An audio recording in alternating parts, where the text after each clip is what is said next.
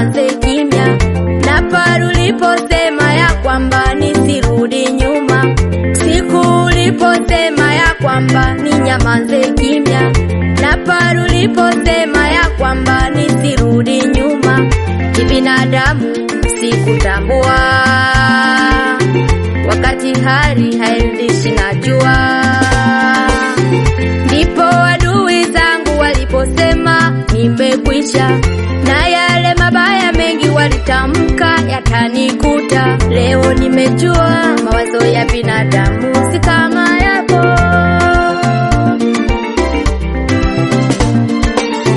Ndipo adui zangu waliposema nimekwisha, na yale mabaya mengi walitamka.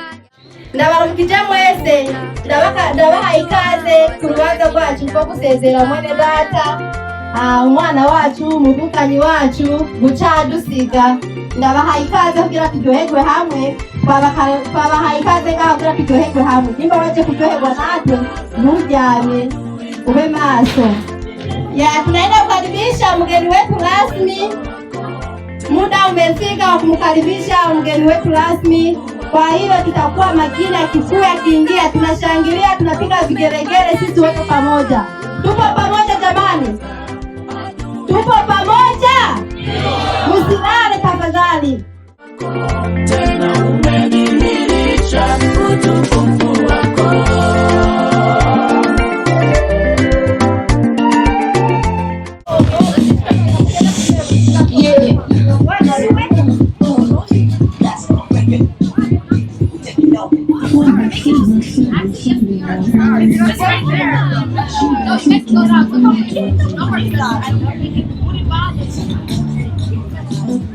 Now that everyone's laughing at us $10 and that's what she said.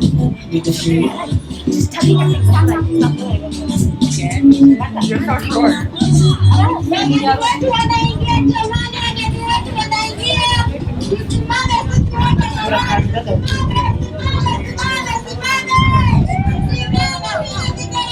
If this is how the song is gonna sound, no, I'm not dancing.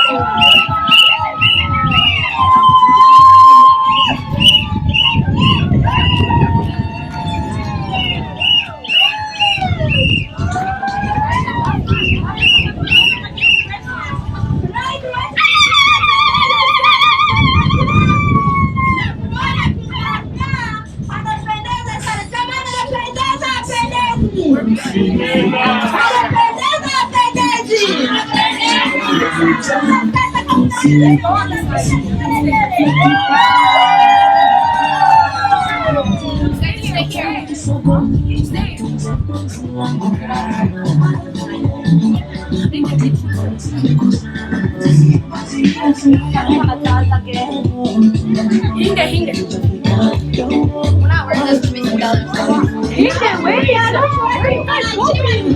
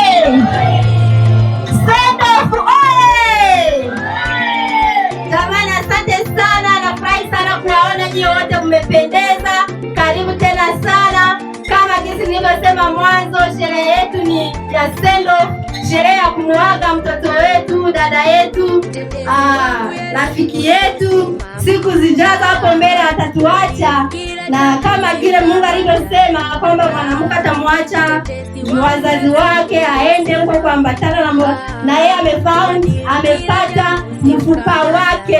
Kwa hiyo siku zinazokuja anatuacha jamani, lakini tusihuzunike tu, ni kitu kizuri sana kimemfikia katika maisha. Na kwa muda huo tunaenda kukaribisha mgeni wetu, mzee wetu Gerkol kwa maombi, afungule kipindi yetu kwa maombi, kwa sababu bila Mungu hatungekuwa hapa sasa hivi. Tukoze tumkaribisha kwa makofi mgeni wetu, mwombaji wetu. Karibu baba. Dawa twese kwizina rya Data n'irya Mwana n'irya Mutima Mweranda. Dawa twese uri mw'ijuru, izina ryawe ninazwe, ubwandu bwawe bukwire hose, ibyo ushaka nibigire kw'isi nga mw'ijuru.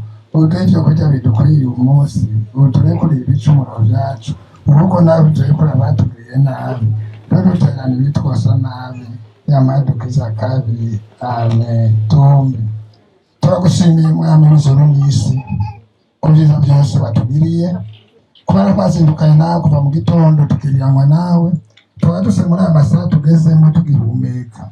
Wakoze Mwami, wakoze Nyagusengo, byose byabaye hejuru y'imbabazi zawe n'urukundo rwawe dufise ku Mana nzima.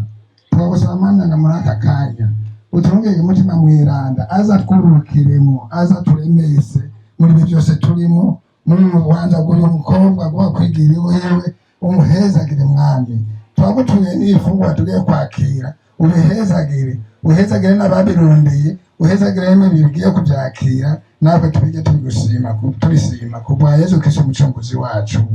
Amen. Tumusifu Bwana Yesu Kristo. Amen. Tumusifu Bwana Yesu Kristo.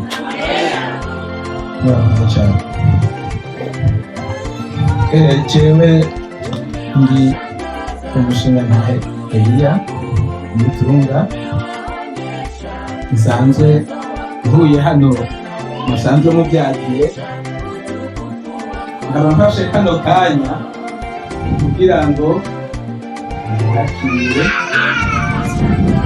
ko gutegekana mukaza ubutumire ntibarundikiye kugira ngo abo mfise mumenye iyo batembereye aho baba bari. None rero nk'uko nabibabwiye, ngomba ndabaha ikaze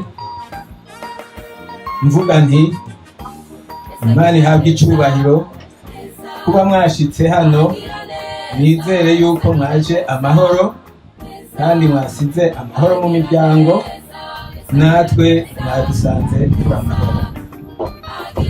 Hanyuma nashaka mbere ku bashitsi basanzwe bavuye hirya no hino gatoyi, hanyuma ndahereza kuri bene urugo hano. Ndahera umupfasoni, ndahera ku mushinga ntahe yaje ava ngaha muri North Dakota n'umuryango we nabo bazananye. Savye ko babaramutsa mwese, bageze kuboko babaramutsa. Hanyuma ndasubira ku mupfasoni yaje ava hepfo muri Iowa, nabo bazananye bose, umupfasoni Kamikazi. Hanyuma numve yuko kumbure hariho benshi batuba bamumenyereye, aho mukunze kumubona, nagomba mbere nce mfata kano kanya ndamuhe akajambo atagushikiriza mpejeje ku kwakira mwese abashitsi muri hano. Naduze ukuboko ndambire mubone nabo bazananye. Hanyuma hariho n'abandi baje bava hirya no hino mu yandi masiteti. Turafise abashingantahe, abapasitori, abamenyeshamana, hariya ababanyi bahire boduza ukuboko bakabaramutsa. Hanyuma turafise kumbure n'abandi hariho abakwe bacu abakwe bacu baje bava ngaho muri rapide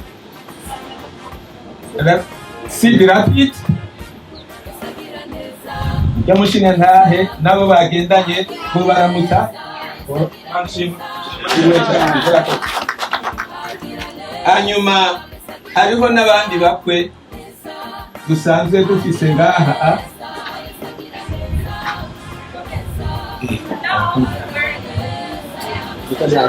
Turabafise hano, turafise n'abantu baje vuba bashasha.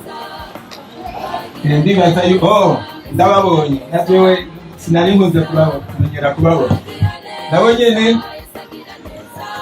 uwo mushingantahe hano yoramutsa abantu, naomba unyoshe mkono usalimie watu wote hapa. Wewe ni mgeni wetu hapa. Nuwo bizokubaka muri Katolika nawe nyine.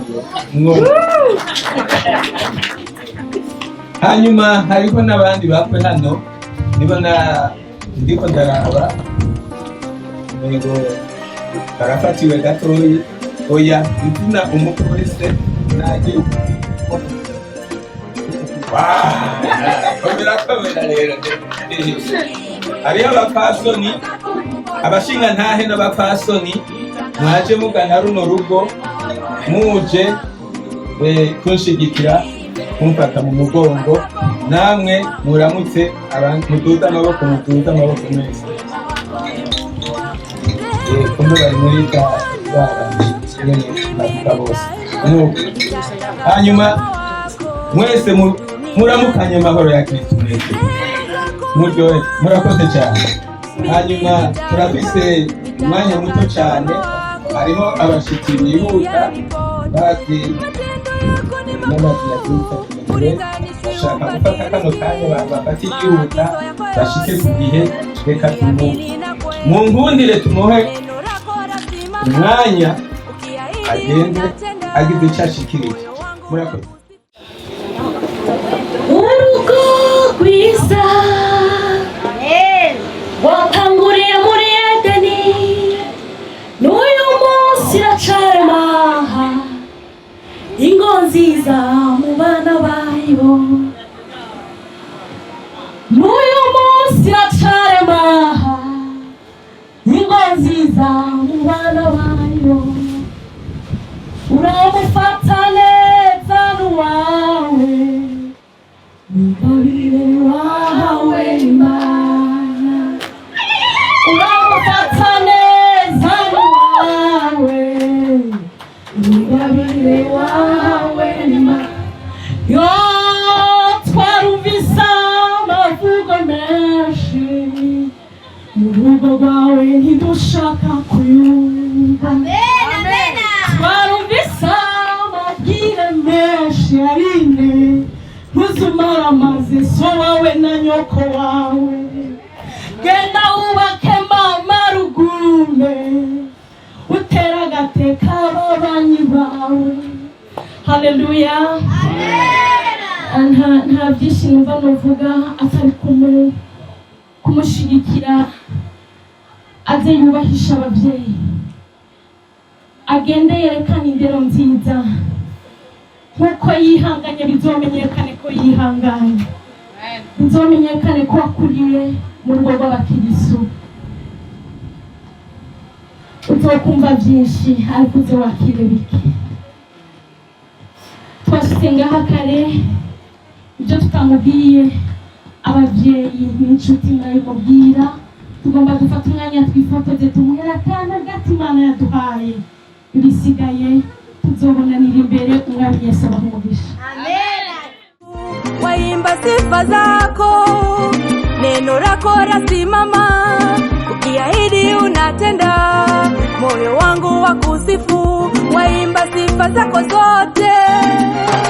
Niimbe sifa zako Mwokozi wangu, nitangaze. Muri iki gihugu tubayemwo ibikorwa ari byinshi kandi abantu bama bafatiye. Nizi saha turi ngaha hariho abari ku bikorwa bariko barakora. None rero turafise n'abandi bantu ngaha dusanzwe dukorana mu byiyumviro, duhanahana ibyiyumviro. Hariho umushinga nkahe Eliud ari hariya muramubona, yoshobora kuduza ukuboko akabaramutsa. Nuko uyo nk'ugwaruka canke abantu bakuze boshobora kumutelefona bakamubaza bati mbega mukuri harya umwana mu gukura biragora suko gaye bifata imbingane, nukuvuga azobabwira. Twese twategerezwa gukoranira mu muryango umwe, ko dusanzwe tuvuga Ikirundi twese tukagira ikintu kimwe, nukuvuga duhurirako na cane cane mu gutabara. Nuko rero hanyuma burya naho mwumva ndiko ndavuga nta mukuru abura mukuru we. Nanje ndafise mukuru wanje hano, mukuru wanje umuryango ari hano, ngomba ndamubereke. Uyu mushinga ntahe mubona yoduza ukuboko akabaramutsa. Ndibaza yuko yoba nawe nyene ari mukuru wanyu na mwebwe.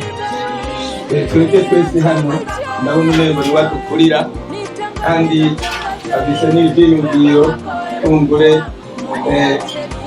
mu vyadamushikeza ari ibita byinshi ibita kutubaka.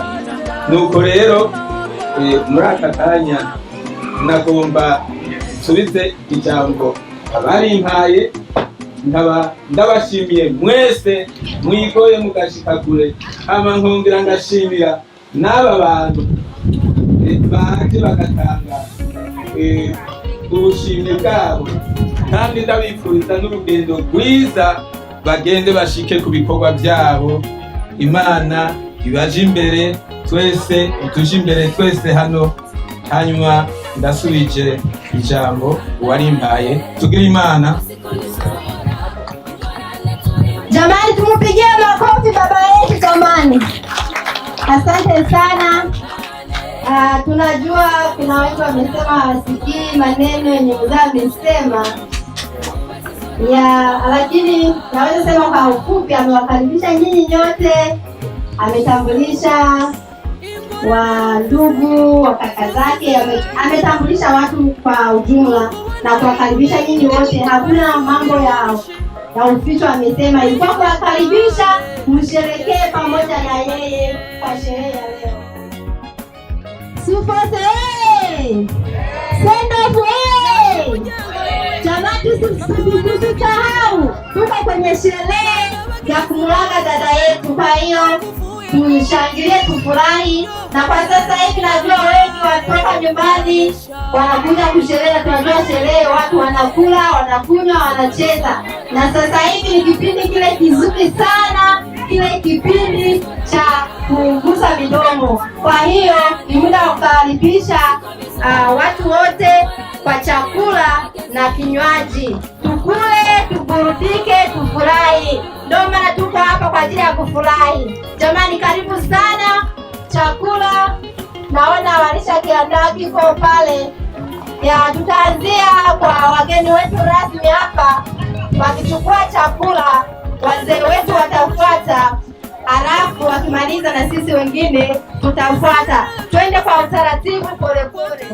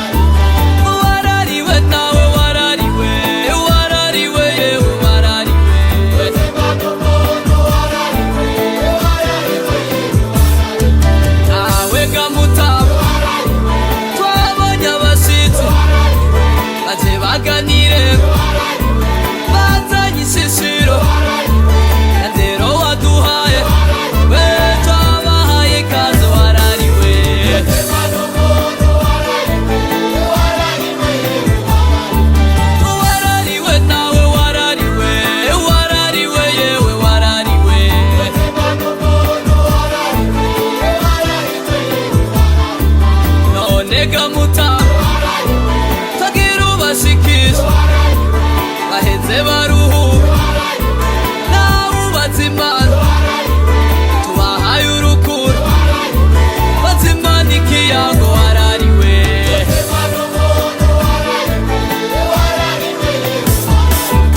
akabuze umukwe mama kaba kabuze nawe kaba kabuze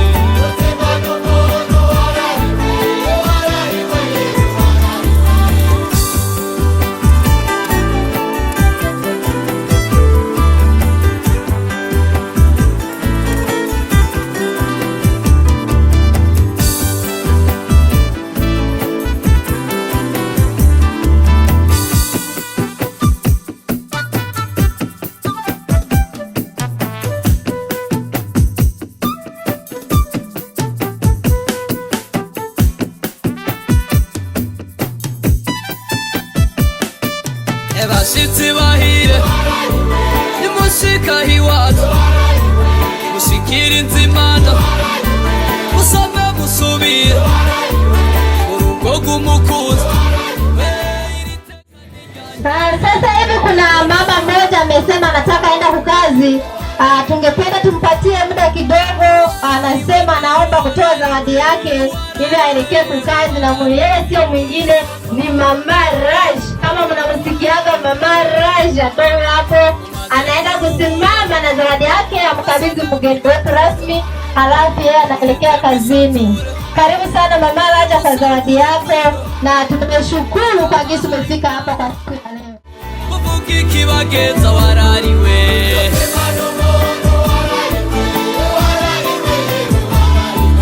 akabuze umukwe mama kaba kabuze nawe kaba kabuze